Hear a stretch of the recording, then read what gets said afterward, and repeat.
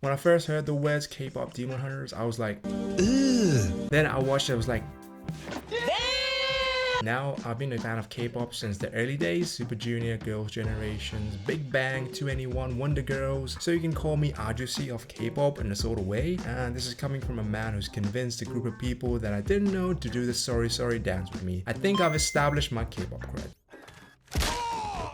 So seeing the combination of K-pop and the animated movie combined together, I was like, interesting.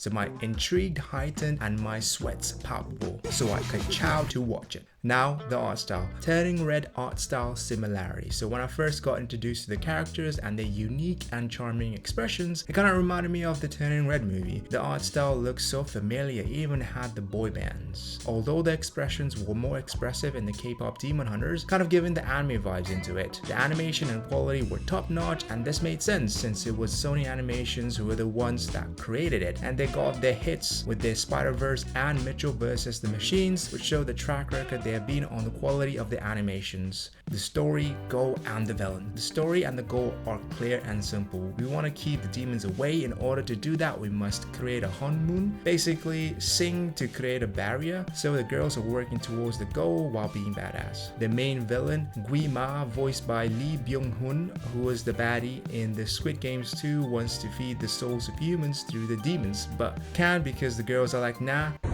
it's my shit. To stop this, the demon boy band is formed by Jinu, the hottie, to get the fans, and then in turn to get their souls, basically stealing fans. The fans. Hey, you get your fucking hands off me. Growth, struggle, and relatability. The main story focuses on Rumi and our growth, the human element which we can connect to. The hidden struggle of Rumi, who is the leader of the K-pop group Huntrix. Being a leader can be tough. It has its benefits and its challenges. In K-pop, they're usually the ones who are in the middle between the group and the management, and they bear more responsibilities for the team, the promotions, and the decision making. This can be shown when Rumi had to make a quick call when the Soldier Boys came in and they divided the fans, so they combined Huntrix and the Soldier Boys together to get all the fans as one, to not split them apart. Half the fans? The Soldier Boys will sit with us. What? Rumi, what are you doing? Genius. Top tier leadership abilities, to be honest. Relatability. Rumi had a secret, so she's a part demon with the marks, and she was hiding this to her team, fearing that they would judge her for it, and that she was working very hard to get the honmun set up to get rid of them. I mean, I think we can all relate to this, having a secret that you don't want to tell to others. This hits me because as it reminded me of the time where I didn't used to tell people my actual age at work, giving fluffy answers and being nervous when people asked. I felt that I started my journey late and people would mock me for it. It took me some time to get comfortable with it and realize it's okay to be late as long as you start. I mean, I wasn't even that old, and no, I'm not telling you my age. I've changed, okay? Just trust me. But you can relate as you probably had something similar in your life that you can associate or link with, and this is what links us to Rumi and her character, creating a personal connection between the character and ourselves, wanting to see her grow and accept that it's okay, which we did see her when she accepted the demon marks. We can make a new one.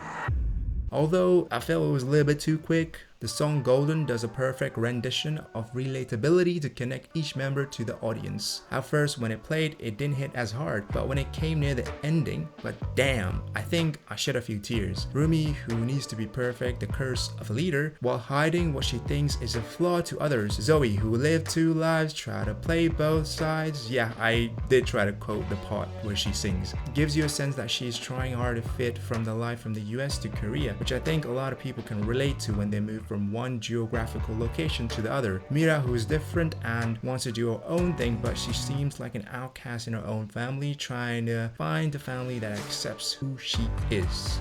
Showing the not so perfect side. Being a K-pop idol, physical or animated, you want to show the best self and version of yourself, hiding away the flaws, but without flaws we cannot connect with others. Flaws gives us connection to show that they're like normal people who are just like us, which gives connections when you're telling a story, and this was a simple but a very good story.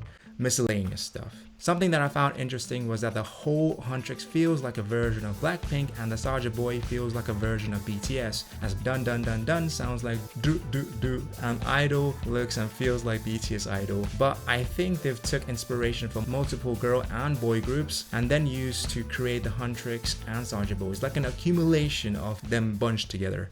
So one thing I did not notice was that the Ab Saja was voiced by Song Woon Cho. Okay, whatever. Take this.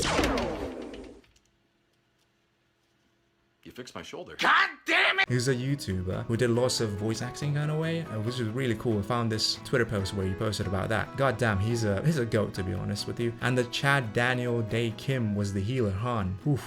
Okay, I love me some Twice, and seeing Jonghyun, Jio, and Chaeyoung at the end doing the takedown, I was like screaming, man. But yeah, it was pretty good. I was like, what? God damn. And I think that's it. Okay, bye. Yeah, bye.